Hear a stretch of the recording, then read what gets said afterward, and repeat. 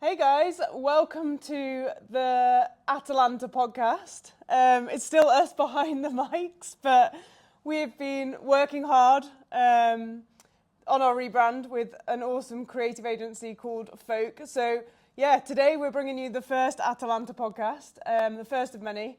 And yeah, what to expect. So we thought we'd start with our first episode, cover why we've done the rebrand and what the rebrand's all about. We'll also cover a little bit about the World Champs, Hyrox World Champs, that's just taken place in Chicago. And then we thought we'd look right through to the next season. There's some new rules out, so we're going to cover the new rules for the Hyrox season ahead. And yeah, kind of just have a bit of a chat, really. Get into it, and yeah, welcome you to the new podcast. Yeah. So it's been over a year now that we have hosted the podcast. So we've had the pleasure of speaking to some incredible guests. We've had a really good year with it, and I absolutely loved it. But we noticed that mainly we have a female following and female listeners. So that's what we wanted to tap into with the rebrand, and we naturally love speaking to females. We want to find out more about females, about the female body, and we want to inspire young girls. And I think it just seems like the most natural path for us to go down, and that's kind of where the idea behind Atalanta came from. Yeah, totally. We thought about rebranding ourselves. We had this idea that we wanted to go down the female route. We really enjoy talking to female guests, and I think we're just so inspired by female athletes, especially all the mums and people just doing incredible stuff out there. And I think as two young girls looking up to people in sport, I think we just would have loved to have had the opportunity to listen to this podcast. So we're trying to do what we would really love to do. Yeah, and hopefully it does inspire and we can keep spreading the word. But we worked with a creative agency, one of our friends, Jenny. Shout out to Jenny and Lou, who run an awesome creative agency called Folk in the Midlands in the UK. We came up with some names. We came up with a bit of an idea of a rebrand, not really understanding what a rebrand is like. So we worked with some experts. That was the best idea. Get the experts on board. We're good at chatting. Let them do the work. And honestly, it was actually mind-blowing how crazy it is to work with proper creative experts that know what they're doing in the field. So we worked with a great team, and they came up with loads of options and a story behind the brand, and yeah, everything to go with it. And it's just been phenomenal, and hopefully you will see everything roll out over the course of the next few months. And as we get into the swing of things, we're still kind of learning, aren't we? But yeah, we really hope to do them proud and also do ourselves proud with what we've built. And we're just really excited to go into this next chapter, I think. Yeah. So Atalanta, that's our new name. Inspired by the mythological athlete who never backed down, female huntress. So we thought that was super cool, really tied in with what we were trying to do. And there's that story, isn't there? Where, yes. Go on. Oh, you always say that. Yeah. I'll get it wrong. This is where I really like this, and I think most strong females will quite like it. But apparently the mythological story behind it is that she said she would never marry a man that couldn't beat her in a running race. So we figured that it just started to speak to us, didn't it? This brand and this we wanted the idea behind it. Yeah, a strong female at the heart of the brand, and I guess we want to elevate females in the hybrid space. We want to kind of change the narrative that women are strong and powerful, and that's the way it's going at the moment. It's all that strong, not skinny, and women are getting into the gym or running, and they're not kind of shying away from fitness. And we just want to kind of keep shouting about that and shouting about all the incredible women that are doing incredible things in the hybrid space. And yeah, we just want to have a platform, don't we? Another platform to elevate women, and we want to work really hard to celebrate what people are achieving, and hopefully we can emphasise that and share more about what people are achieving from every level. From like, obviously we love Hyrox and we're both competing in Hyrox, but we have a background, like we love running, we love every sport, but we're going to focus on Hyrox and probably more in the hybrid space. But yeah, if we see some inspirational like sports stories and stuff with females and anything that might help females to like enhance their performance, we want to try and share that as well and just become a hub for female performance and inspiring and yeah, helping elevate people to get to the next level, I guess, which is I think really cool. And I think the other thing as well that like really resonated with both of us, and you'll start to see like a bit of a tagline, is we were in a gym not too long ago. It was like when we were traveling for a bit, wasn't it? And there was a guy and he said, and this is nothing on guys, we've trained with loads of guys who are absolutely great. And this one lad, we didn't know him from anything, but he said, oh, I was really tired yesterday, so I did my push-ups like a girl. And obviously meaning he did his push-ups on his knees. And he was surrounded by there was about 7 or 8 of us, and we were in a CrossFit class, weren't we? And everyone was pretty strong. And the male coach, to be fair to him, was like, hey dude, you probably need to watch what you're saying, because I think most of these girls here could probably outdo you in a push-up competition. And the guy kind of stopped and like looked around and he was like, oh yeah, probably. And I think that like it kind of hit home with us, didn't it? Like there was a bunch of us girls after having a conversation about it, and everyone was just like, the narrative's so wrong now. You know, you look at everyone in Hyrox, you look at what like some of the girls are doing, and you look at even things like Keely Hodgkinson, and her race in the Olympics was like the most watched race. Yeah. Most people tuned in to watch her run. And yeah, the narrative is changing, but we just want to be part of that story and push it a little bit further. And hopefully later down the line, the push-ups will be like, a push-up like a girl will be like a normal push-up. Not a good push-up on your knee. Yeah, exactly. Yeah. So yeah, that's another thing behind it. I think it's all just like playing into it, isn't it? And it's something that we're super passionate about. And we want like young girls to grow up, doing full push-ups, not thinking, oh, I'm a girl, I have to start on my knees. So yeah, we want to change that narrative and be part of the story, I guess. Which probably leads us on nicely to the incredible women that competed at the Hyrox World Champs.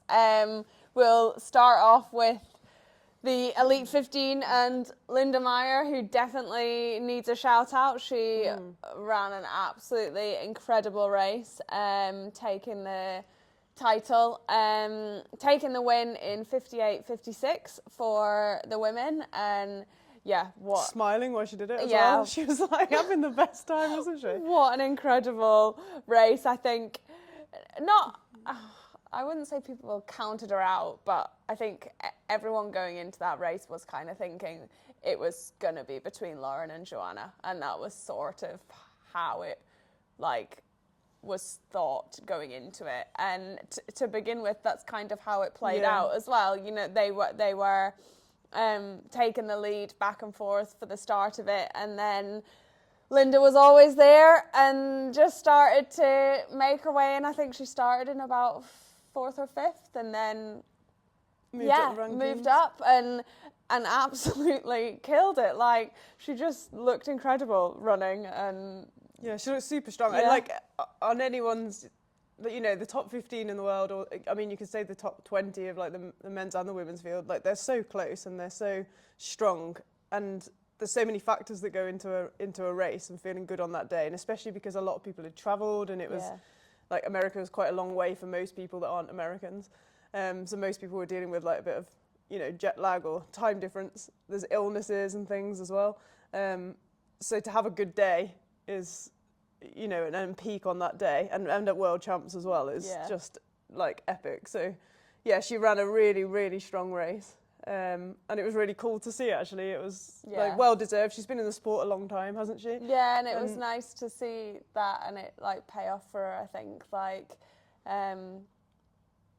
it just felt like she kind of showed all of her talent in one race. You know, it just came together for her, and it was her day. And her mum was like a ninja, wasn't she? She was, what a legend. I think her mum. And then she raced as well, the World Champs. So good. So yeah, it was really, it was nice to see that, and I think that's the nice thing about Hyrox. We always say it, don't we? But it was cool to see a mum giving everyone high fives and stuff on the stage at the end. And then Joe came second, 59.17, and then Lauren Weeks came in third, 59.43. So both like incredible times. They also both ran incredible races, went out hot. They went out really hot, didn't they? Like everyone expected. It could have been, it was just switching though, wasn't it, between them? So like, it just could have been anyone's. And like, kudos to both, like, well, to all of them, but to Joe and Lauren for like fighting till the end. Because I think at one point, like, Lauren was in the lead, and then the next point, Joe was in the lead, but like neither of them backed down. No, and it's like, I mean, Lauren says it all the time. She'll just go to the end, and we know Jo well, and we know that she will just not back down. And what a season she's had, considering this time last year she was just about to do like her first race. Yeah. And it's been incredible to watch her journey. She's just come second in the world at the World Champs. Lauren just is always up there, just the OG and the most humble. The most humble athlete. Incredible athlete, so inspiring. But the girls, all of the girls, all 15, like... Yeah. Amazing. Like, fair play. Take my hat off to them. They all showed up and put on an incredible race. And yeah, they really did. Like, Sinead and Lucy as well, rounding out the top 5. And doing it for the Brits. Doing it for the Brits. And also, like, just last chance qualifiers. So Sinead just had the whirlwind of a few, like a few weeks or a month. More than a week. Well, a few weeks. Yeah. But yeah, wow. It's not that long though, is it? No, like 6 weeks or something? Probably a couple of months. Yeah, I think, and Lucy's had a great first season as well. Like, yeah, amazing top 5. In the Elite 15. I know she's been in it, like in Hyrox for a while, but... Yeah, and so young as well, like both of them. And shout out to Emily Darman as well, like from the last chance qualifier and finishing... Did she finish like 6th or 7th? Or? 6th. Yeah. Emily, Emily was 6th. And then also, like, we can never not shout out Amy Bevilacqua. Like... Incredible. 51? Yeah, considering, like, what we're saying, Emily Darman, 19, is she? 20, I 20 think. now. Yeah. And I just saw the other day, Emily, if you're listening, you were doing your exams at school and finishing all your coursework and stuff when you got back from the World Champs, which is just absolutely mind-blowing. And then you've got Amy who goes back to her 5 kids. And like, it's just, it's actually so exciting that the sport is so varied and that people can compete on the same level, but it's totally different, like, spectrum. Like, end sport of the for spectrum. Everyone though, isn't it? Yeah. Like, it really is. And it's so inspiring to see. It's like, it's my favourite thing about Hyrox is that everyone can do it. You can come out of school and give it a good go, or you can, be in your 50s and have raced triathlon all your life, and now you're just killing it on the world stage with some of the youngest kids. And like Kate Davey said, she was 40 and felt the fittest she's ever been in the Elite 15. Like, has also had an incredible season. She has, and to come back from rolling her ankle in Glasgow, which just looked horrific. I mean, it just shows that you can get back on the stage and you can still perform even if you have an injury. You can just be a bit clever about how you train around it and recover to get back. Yeah. So there's been some really inspiring stories, hasn't there? And it's been a really, really good year. And I mean, it's only just getting started, isn't it? But that means from the results that the top 5 who are automatically qualified for the majors next season would be Linda Meyer, Joanna Vetrick, Lauren Weeks, Sinead Bent and Lucy Proctor. So that's pretty cool. Yeah, those 5 have auto-qualified. Yeah, so then they can compete in all the majors. They don't need to do the time.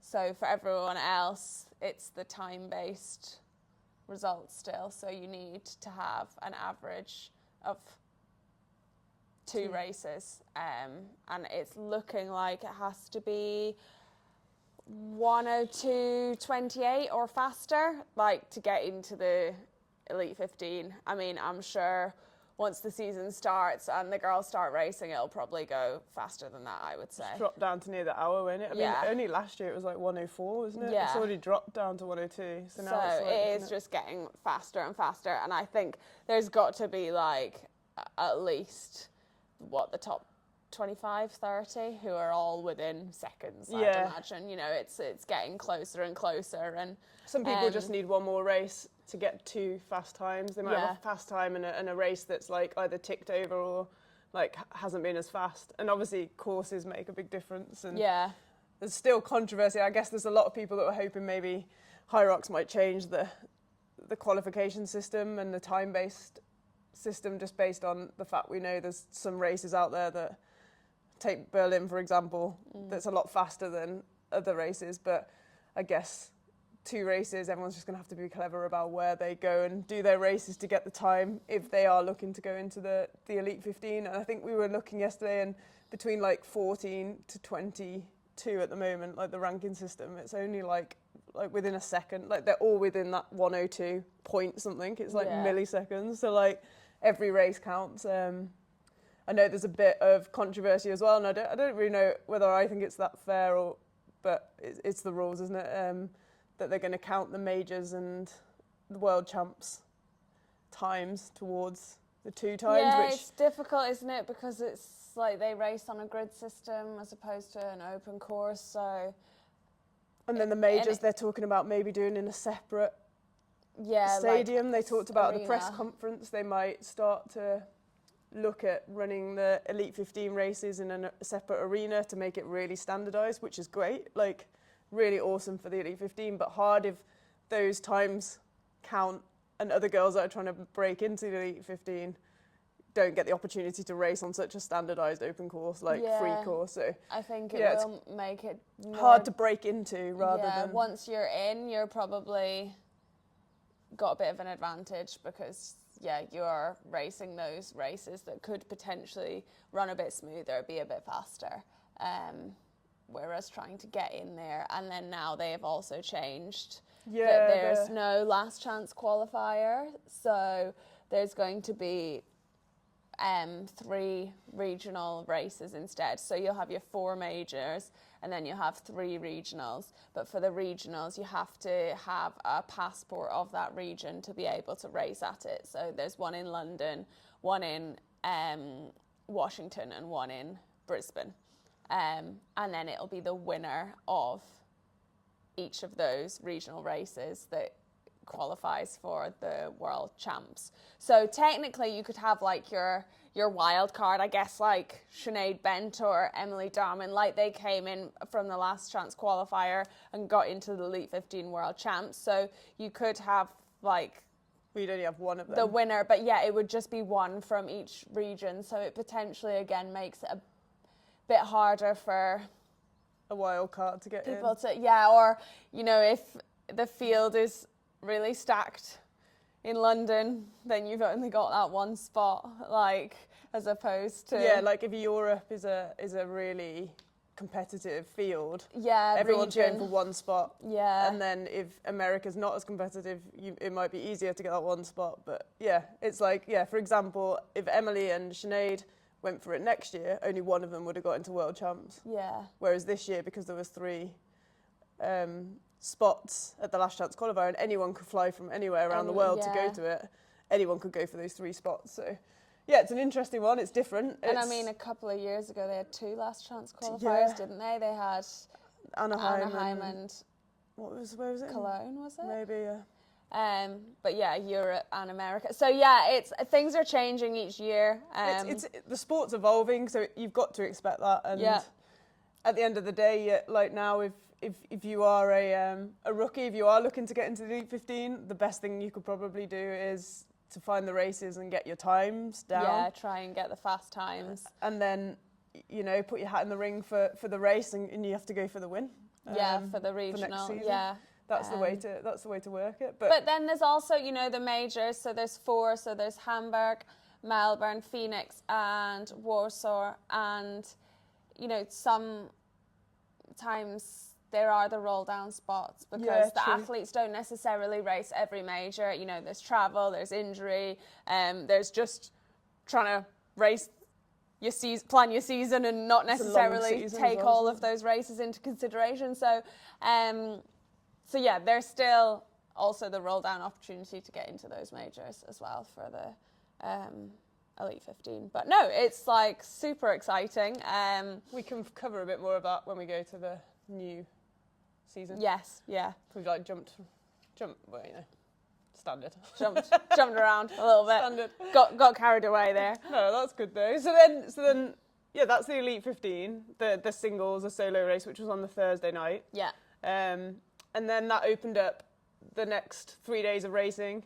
Hyrox decided this year to put the relay, relay invitationals, the country invitationals on the Friday night, which was an interesting concept. I mean, there was a few people that decided not to race it because they had the elite doubles the next day or other races. So it was definitely for a few people like a strategic, obviously decision whether to race the relay or not, because it didn't close out the weekend like it did in Nice last year, which was probably a really nice way to finish the World Champs. And I think it probably, like personally from our point of view and being there on the Sunday night, and we raced on the Sunday, it kind of felt like a little bit like the World's finished on the Saturday, but then we're still racing Sunday, and there was still a lot of races going on Sunday. There was the female doubles, the male doubles, and the adaptive invitational as well. So yeah, there was a lot going on, but it probably would have been nice to close out with it. But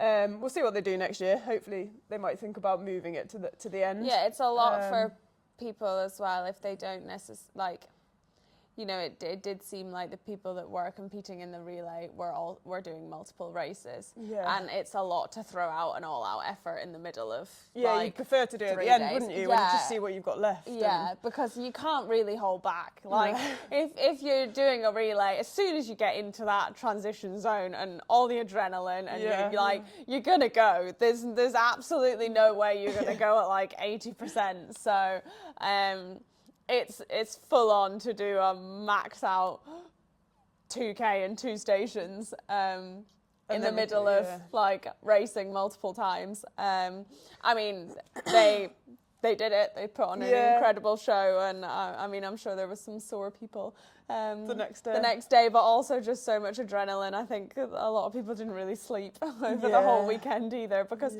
again, these races are at night. So the elite singles is at night, the relay was at night, and then we move on to the Saturday night where there was the elite doubles. So like, it's a lot of evening races and trying to recover in the day, isn't it, and sleep if you can. But the relay was not without its drama. I mean, it was a drama-filled weekend, wasn't it, really?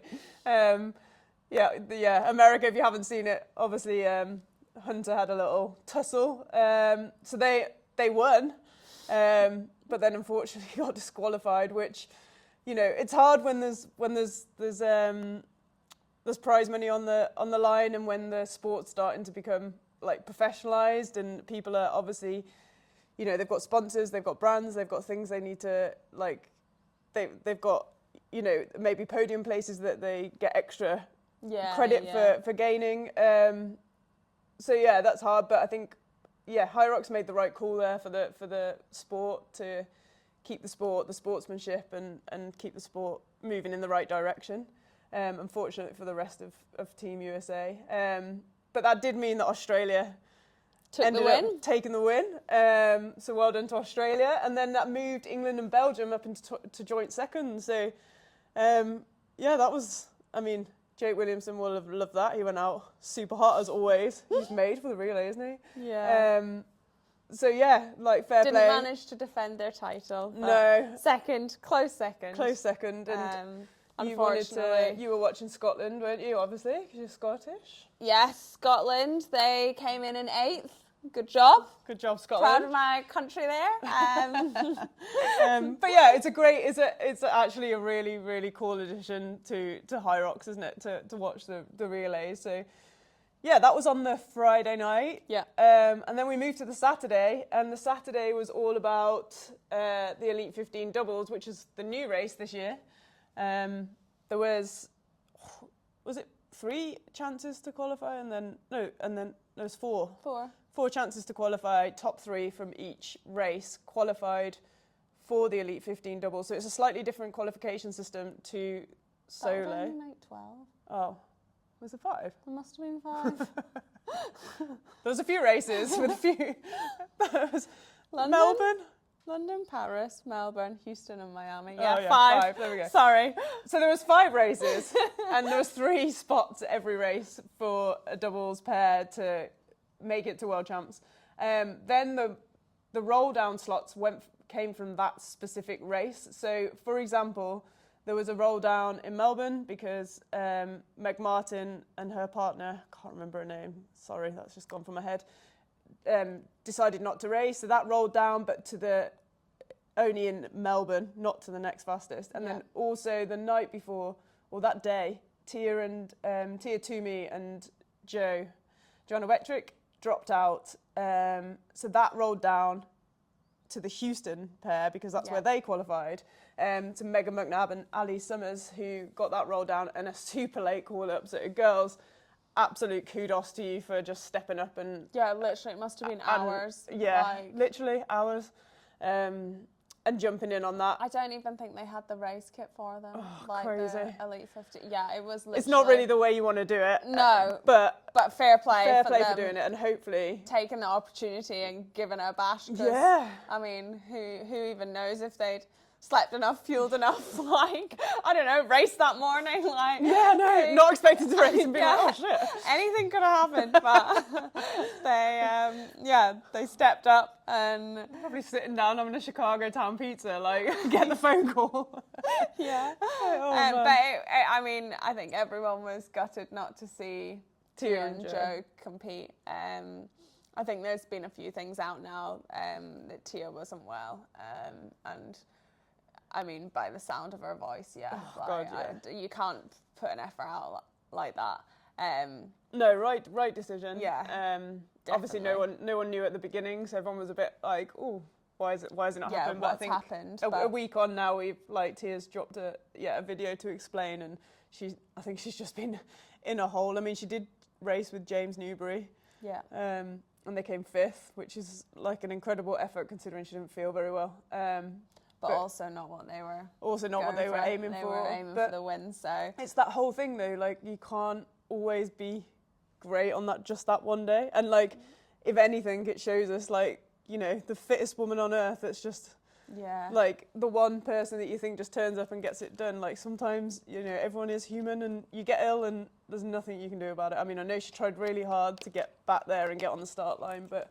Sometimes it just is what it is, and if your body doesn't turn up for you and it's fighting something, it is fighting something. And like she said, her and Jo made the decision, and it was for her health, and it's the right decision. Yeah, definitely. So it's good to see her leading by example and making that decision, so people for sure know that it's not. And I'm sure we will see them again. That won't be the last of it, I'm sure. So fuel to the fire. Hey. Yeah, absolutely. But it was an incredible race. Also not without drama. The whole weekend was had everyone on the edge of their seat. But so Lauren Weeks, Lauren Griffith ended up taking the win in 54.58. Yeah, buzzing for them. It wasn't originally that way. So Sinead and Lucy actually crossed the line first. We knew that they had one penalty. And they knew that as well. And they knew they had one time penalty. So when they crossed the line, they knew that they were going to get... I think they had a 15 seconds? Yeah, it was from... 10 seconds? The feet and the rower. So I think Sinead didn't put both her feet into the rower before she picked up the handle. So they knew they had that penalty. Yeah. So they finished their 100 wall balls. They crossed the finish line. And then they waited to see how long it would take for Lauren and Lauren to then cross the line. And they had enough in that grace period where they had accounted for that penalty. So they thought they had won. And it was announced that they had won. It did say that everyone waited and it was announced you have officially... I think they even got the gong thing. Yeah. So they were the winners. And then... it was really quick, to be fair. It must have been 10 minutes later. it then came to light that they had another penalty that hadn't been accounted for, which was from when they were passing the sandbag to each other. In the and lunges. It didn't fully land on the floor, but it Did hit the floor, and it was kind of caught with one hand. So they got a I think it was 30 seconds. 15-second or 20-second. Yeah, they got a penalty for that, which then meant their time wasn't faster than Lauren and Lauren's, so they lost the title. Lauren and Lauren then came in first place, and they came in second place with a 55.07. That's once all the penalties had been added. And then Viola and Linda came in third. It's a great weekend for Linda in 55.47. But yeah, like, I mean, it was hard. It was hard to watch because to like kind of be told you'd won and then have it taken away from you, and then also I think for Lauren and Lauren to doesn't feel then great. Win like that is not how they would have wanted to win. You know, they want a fair race, and it was a fair race. Like definitely the result is fair. But you just want it like as you cross the finish line, or once. I think if they hadn't announced that they were world champions, and then they'd have like celebrated, and then it had gone. I think if they'd have just waited maybe a little bit longer. Yeah, it's just that bit that was. Because I'm sure that's tough, isn't it? Yeah, like I'm sure they are absolutely over the moon with second place as well. But it's almost like you had it and it got taken away from you. Yeah, I think if you'd have just come second, you'd be like. Not just like that sounds bad, but like no, I know what you mean. If you'd have come second, you'd have been buzzing. Like oh my god, but because you'd been told you'd come first and then you'd been second, and then the same with Lauren and Lauren to cross over, find out we didn't actually do it, and then go you did actually, and then it's like it's just a lot of emotions, isn't it? And you're tired and you've put out a massive effort. But it was really cool to watch. The actual race was incredible, wasn't it? Yeah, the first elite doubles race, to see how it ran with 30 like athletes on the floor instead of 15. I mean, pretty smoothly. Like it seemed to go really well. The race as a whole, and fast, very fast. Yeah. Everyone was like rapid. I mean. We've got a couple of notes here. Sinead and Lucy's farmer's carry was 1:21. I think the whole place erupted when Lucy put them down and Sinead picked them up and just went.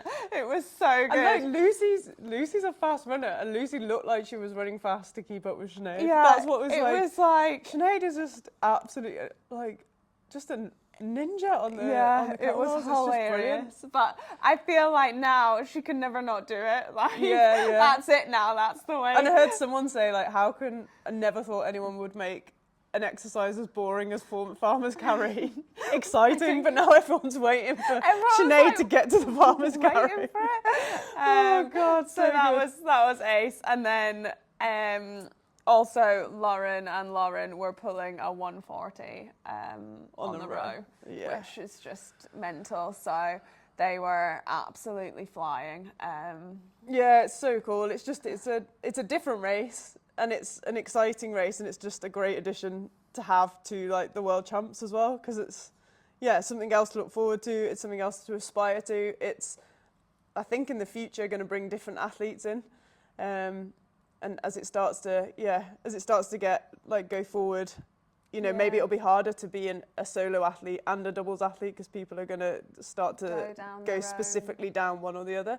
But yeah, it'll be just super interesting to follow and see where it goes in the sport. But yeah, that was a great Saturday night, wasn't it? Yeah, it was a really good race to watch. Fair play to all the girls. It was close as well, wasn't it? They every single doubles team just did absolutely awesome. They did themselves proud. And a lot of new faces and people that hadn't competed on the grid. There must have been a lot of nerves going into it, and I think everyone smashed it, handled it really well. It was really cool to watch.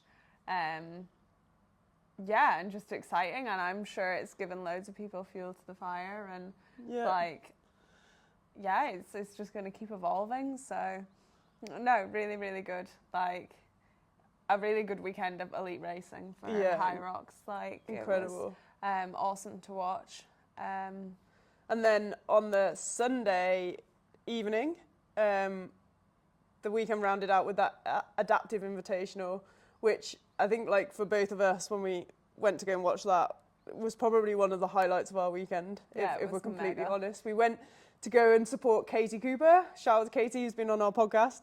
It was awesome to go around with her and her mum and her daughter and see her compete in person, because obviously we talk about it. We talked about the whole build up to it. So that was ace to go and watch. And she was competing in the upper limb impairment category, and Lauren Steadman was in it as well, Paralympian. Yeah.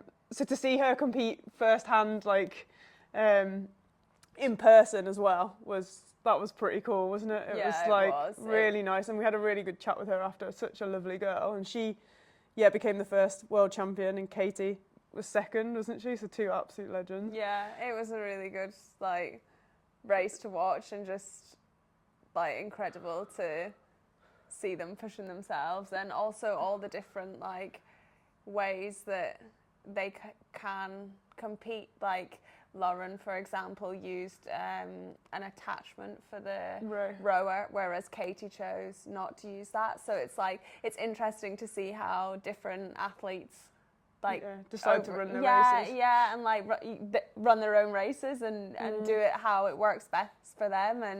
And it was just really cool to see and cheer them on. And you know, the adaptive athletes had to wait till the end of the weekend to race, which I think was probably quite hard, like to come and support everyone over the weekend. And like we also raced on the Sunday, and you know, it's a long weekend, and it can be quite draining. And I think for them to be at the end and in the late afternoon, evening was maybe quite difficult to still keep the morale and the energy and we found it hard competing on Sunday morning because we were quite drained from, you know, you want to be part of it, you want to watch all the elite races. We wanted to go and support as many people as we could the whole weekend.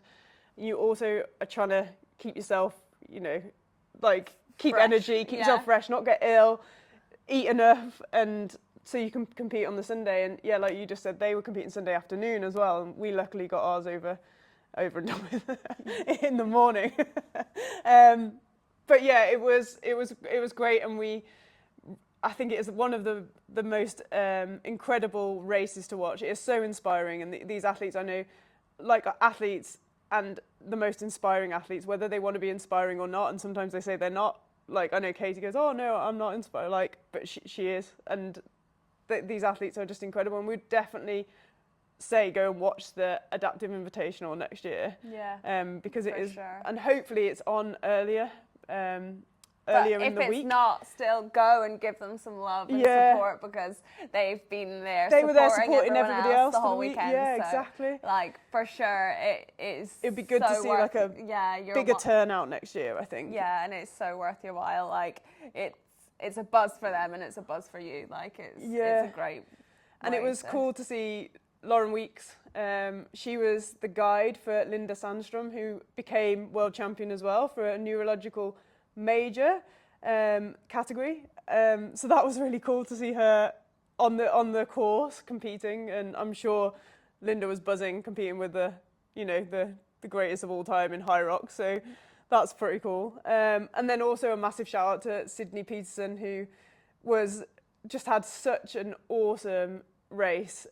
She was probably one of the most inspiring people I watched in that category, and she really wants to push forward the adaptive categories and the adaptive invitational. She's done a lot of CrossFit and adaptive CrossFit, and she wants to hopefully guide and create this adaptive division in Hyrox and bring it forward. I know she's got a lot of thoughts on it, and we wanted to give her a shout out because she did a really good Instagram post on her post Hyrox experience. So if you go to @Sydney_Peterson, you can probably see her thoughts on the adaptive category, and hopefully the way she's thinking it could go in the future, which we think is super interesting, and hopefully it does just keep getting bigger. I think even if you just watched the videos that Hyrox put out, and like everyone at the end, like with the cheering for Will.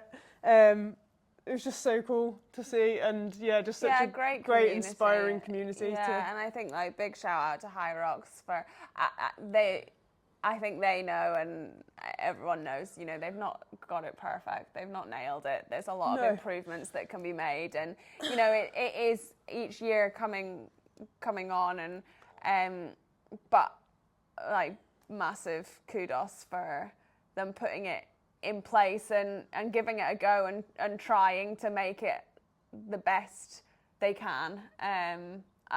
They're not getting everything quite right, and I think maybe one of the things that was raised was the last minute qualification system. So a lot of the athletes for the adaptive athletes didn't actually find out they'd qualified until literally I think a couple of weeks before, which, you know, puts like to do travel, to pay for it. Like flights, hotels are gone. you know, everything's booked up, everything's more expensive. Like it and for that category as well, like they might need specific hotels. They might need like to be in a certain vicinity to the arena and the venue. So it's hard to think that the guys didn't get the support early on to be able to book everything up. And we were talking to Charlotte, weren't we?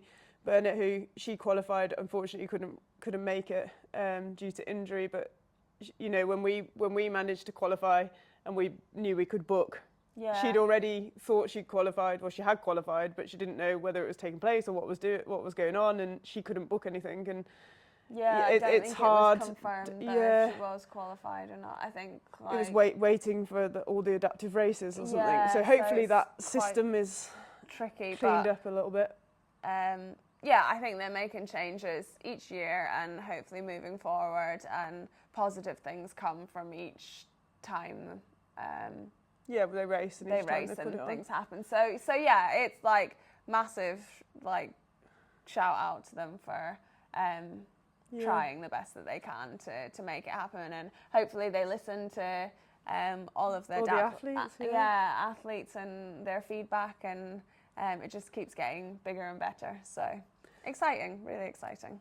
Yeah, so the Elite 15 doubles and the Adaptive Invitational were two awesome additions to the Hyrox World Champs. Yep. And hopefully we'll see that next year as well. So it's going to be another big World Champs next year if we have all those divisions in. And obviously we had the age groupers. So over the 4 days, there's the elite races, you've got the Adaptive Invitational, and then you've also got the age groupers that compete with everything from solos to mixed doubles and female and male doubles. Yeah. That's all of them, isn't it? Yeah. So, it was 3 days of racing, absolutely incredible. There were so many people out there just giving it their best. There were so many inspirational people. I mean, there was the two guys that were the Spanish guys. They were just the best, weren't they? Yeah. Having the best time. I think they were in the 70 plus category. So we watched them, and they were just dancing at the walls and living their best life. Living their best life. It was brilliant. And we can't do a shout out to every single person, even though we'd love to. But we did think we'd do a shout out to some of the guests that we've had on the show. So we start with Avril McClellan. We just released her. She was the last episode we released just before the Worlds. Yeah. She became world champion for 65 to 69, and she also became doubles champion with Carol Norris for 60 to 69. So great weekend for Avril. Yeah. We had Camilla Massa, who's not had the best season. Unfortunately, had to pull out of elite doubles because Meg Jacobi couldn't race. Yeah. And it was a shame, actually. We should touch on that we didn't get to see Meg defend her title.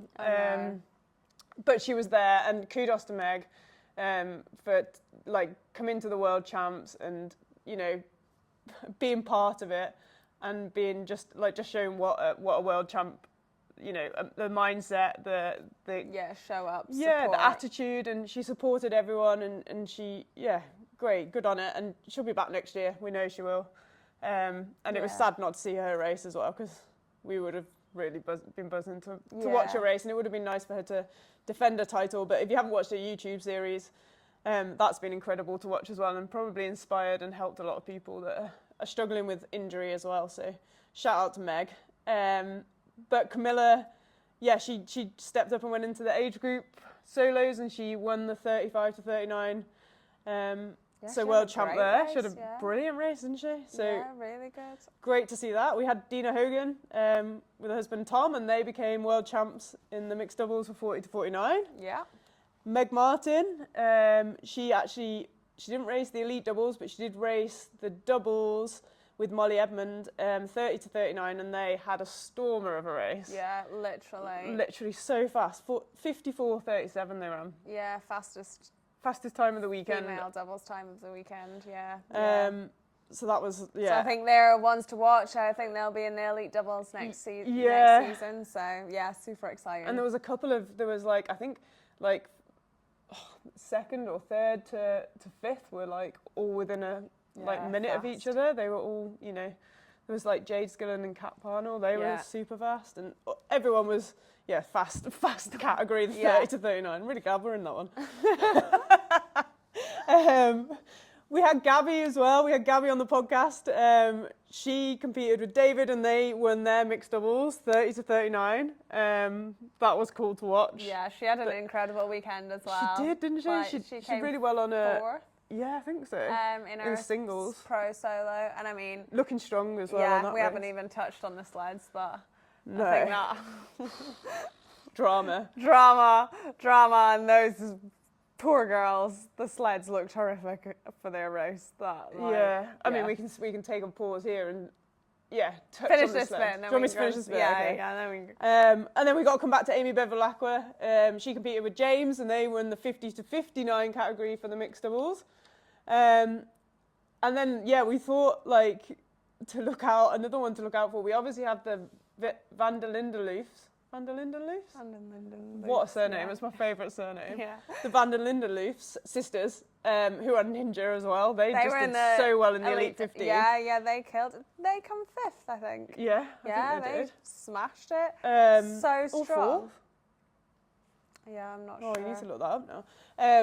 But there's also the O'Rourke sisters in the 16 to 29 category, so young category, and they did a 56-53, so world champions in that, fifth. And probably they came fifth. Probably ones to look out for, as well. So there was a few elite doubles couples coming through that I think we might see trying to jump into the Elite 15 next season. So that was awesome to see. But back to sleds. Well, I think everyone must have seen all the videos, circulating all the online, and I mean, apparently it's not the turf, it's the sleds. Who knows? But it was pretty poor, to be fair. I felt like it was hard to watch. It was heartbreaking for a lot of people racing. I think maybe one of the good things about racing on Sunday was we actually found the sleds okay. I think maybe they'd sorted what was going on out by Sunday. Yeah, also we have been strength training quite a lot. So. Obviously just got really strong. Obviously, because Faye can't run, she's now just super strong. Yeah, no, I don't want everyone to complain about the sled flu.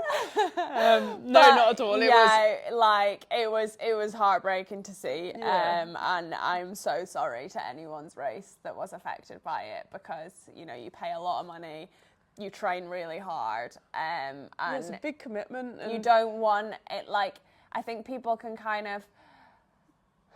It sits okay with you if it's everyone's sled is not moving. Yeah, or if it's something like you get ill, or something kind of to do with you. Whereas when it's out of your control and it's something like that, and it's not a fair playing field. It's brutal. Yeah. It's a bitter pill to swallow, and I think it was really, really. It was hard to watch some of the races when you could visibly see that some lanes the sled didn't move, and some lanes the sled moved fine. So, I mean, we saw a couple of people pull out. They took their timemanship off and they walked off the course mid sled because they couldn't push it, and they just didn't know what they were like, "What's the point?" I think people got really hurt, upset, angry, and you can see why. So I mean, Hyrox have come out with a statement. Hopefully, it will never happen again. Maybe they will decide to stop changing things at the World Championships, but who knows?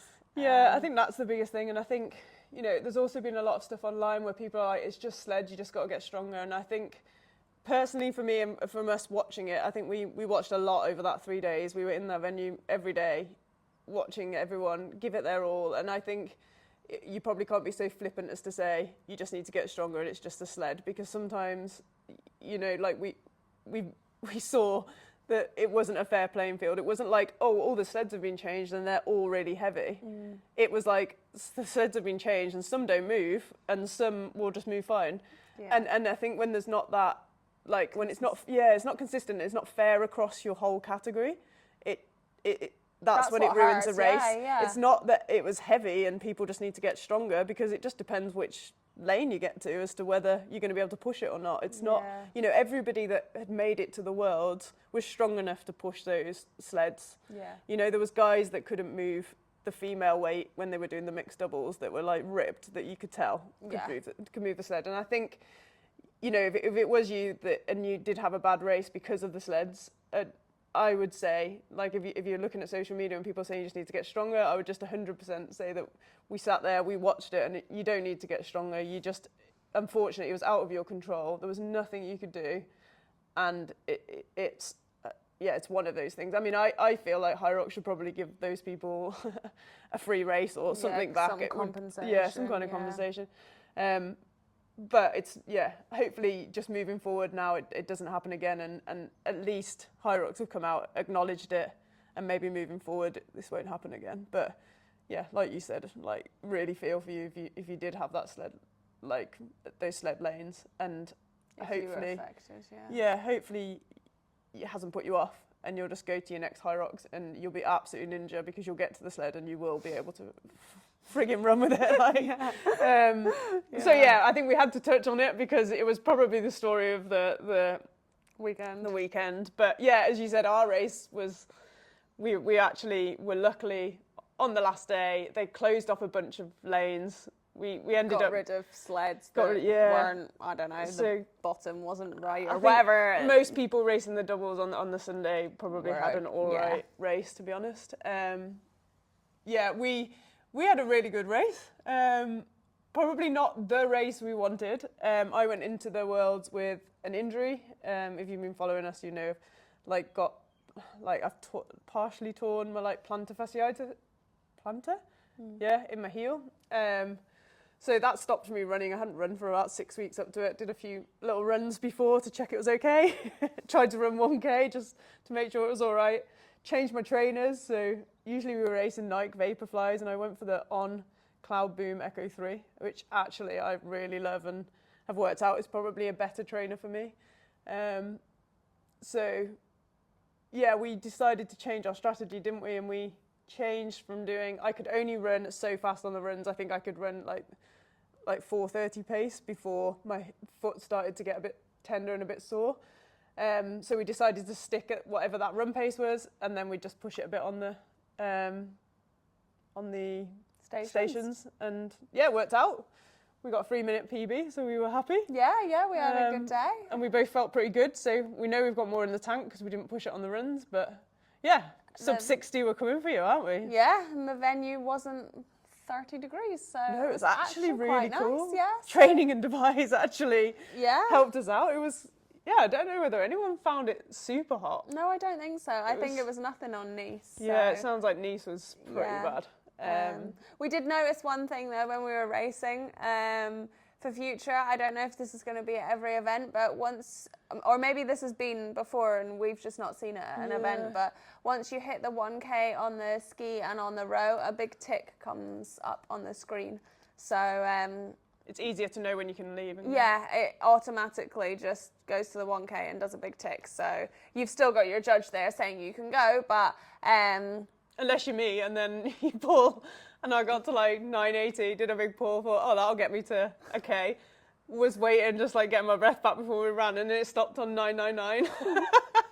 And I had to get the handle back. Carry on, keep going. I think even the judge burst out laughing. So, but no, something to note. So. Yeah, so no, it was great, wasn't it? Yeah. And then looking forward, to next season. Yeah. So we've covered the majors and the regionals. Yep. A And bit then early. I Sorry. guess the only thing to add to that is you've got the majors, the 4 majors, you've got the 3 regionals where you need your passport. In the majors, the top 3 will qualify for Worlds, Yeah. for Elite 15. But there won't be any roll downs, so you don't get any roll downs anymore. That's right, isn't it? Yeah, I don't think there is any roll downs. No, that's not. That's for she's read her notes wrong. Go on. So there is roll downs for the top 3 to qualify for Worlds. Otherwise, you wouldn't get the That's the what number. I was thinking when I said It's if you win a major, you automatically qualify for the majors for the rest of the season. There's no roll downs But for there's the no majors roll for the rest of the downs season. for that. So like, Got you. yeah, does that make sense? So there's okay, so let's start again. So if you win a major, you qualify for the majors for the rest of the season. Yeah, but But that it doesn't roll down. Yeah. And if you come top 3 in the majors, the top 3 positions, once someone's qualified, it'll roll down. Yeah. Like it'll go like, Lauren Weeks qualifies in the first one. She wins the next one. Then it'll go 2, 3, and 4 will get the next places. Yeah. So the same as it's worked before. Yeah. So three chances to get to Worlds. There's only 1 chance each at the regionals. Yeah. And I presume that would roll down as well. If people someone can't make did it. decide to race that had already qualified, I would presume it would roll down. But yeah, that would, I think, be the.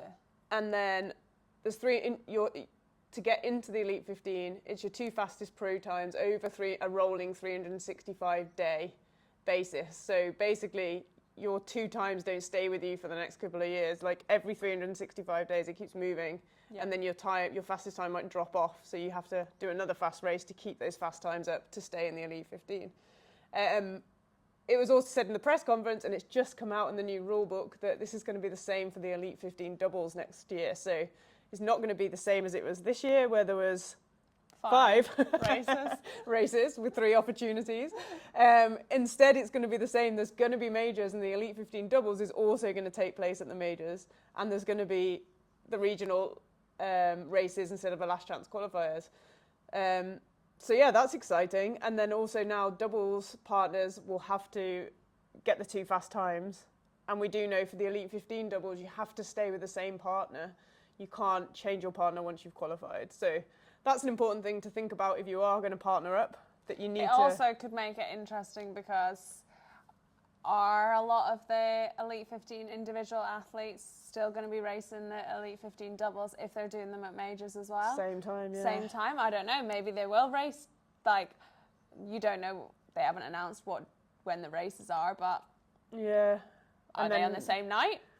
Yeah, what are people's priorities? Like, do they want to stay healthy and fit and give it everything for the singles, or are they going to try and split their time, or will some of them go doubles? Yeah, who knows? Ooh, who Interesting. knows? So, yeah.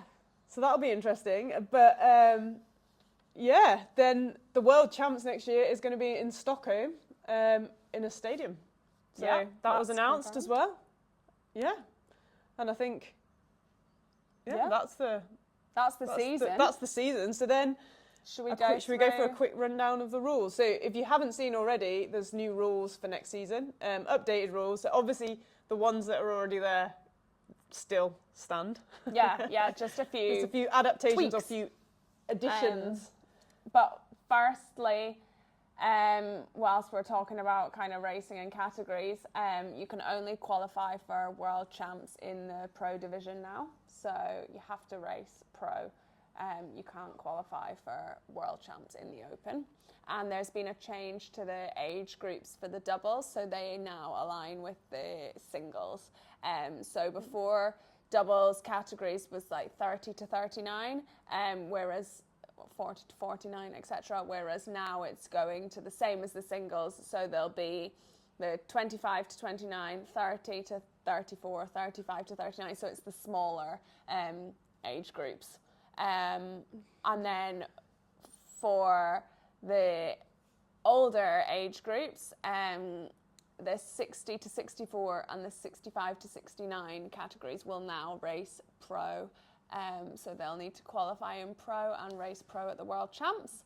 And it's big jump. Yeah, it is a big jump.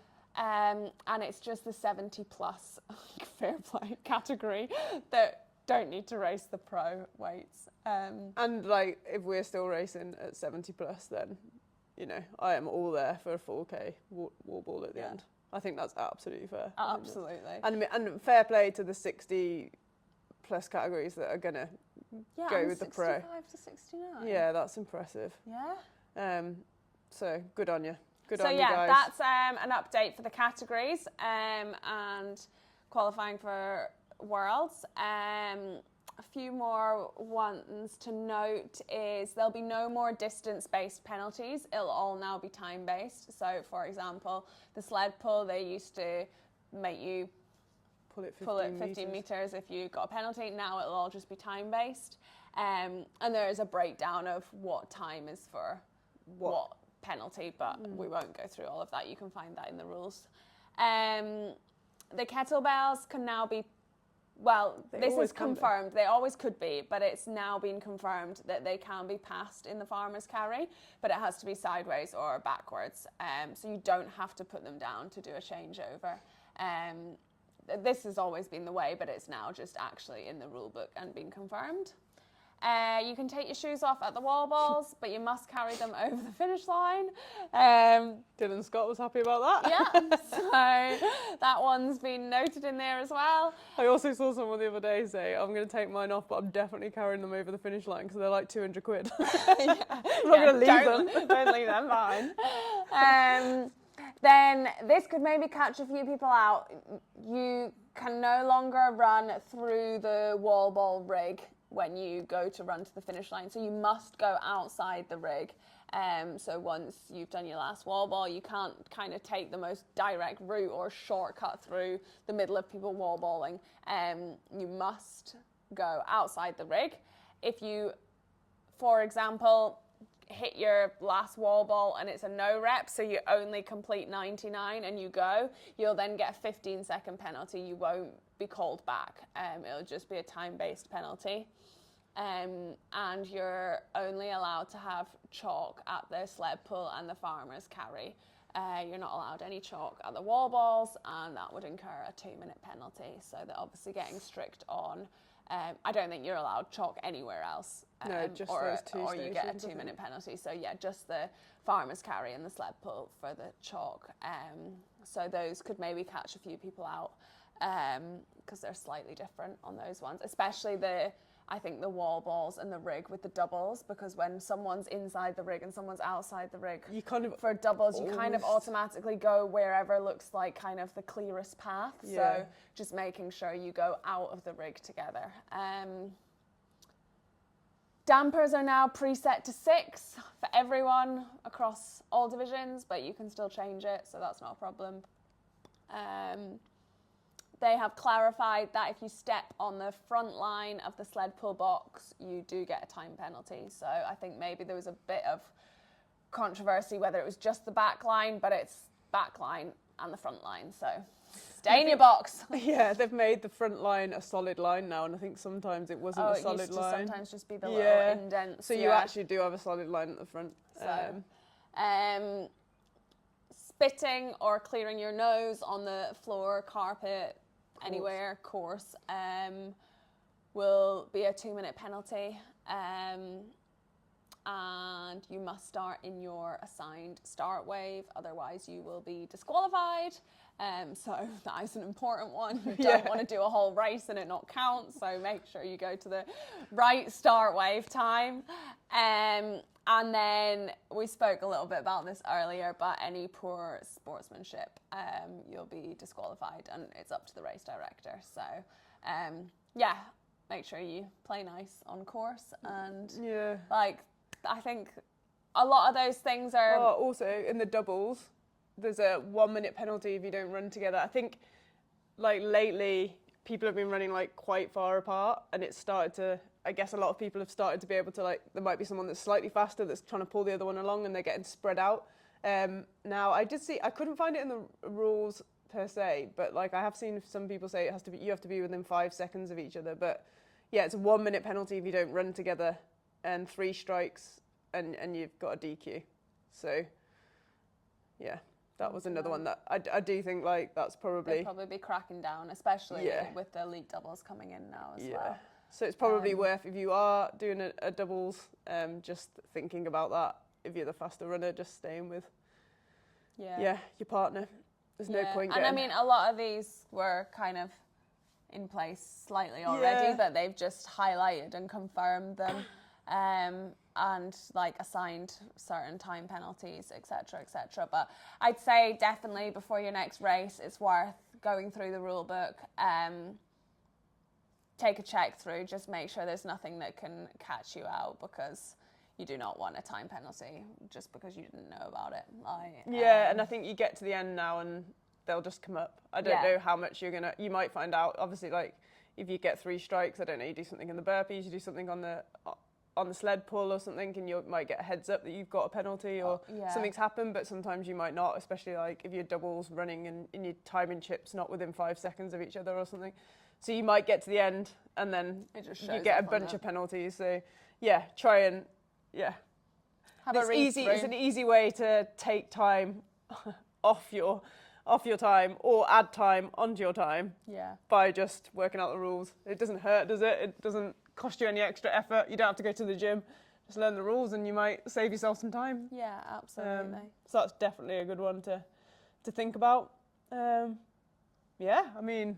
Yeah, I think we've covered everything. We've tried to just do a bit of a rundown of the World Champs, some of the new things in place, just to kick us off for the new season. And we're super excited for next season. It's just kind of getting bigger and better, and it's gonna be ace. We're buzzing to be Atalanta and to do it for the girls and shout about all the incredible women in the sport. And we hope you enjoy this next part of the journey with us.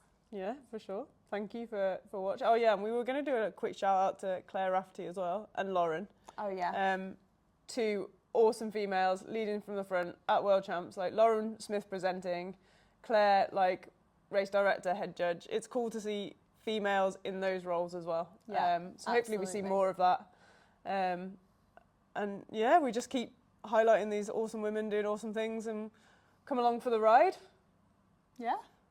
Go Atalanta. Woo. Thank you.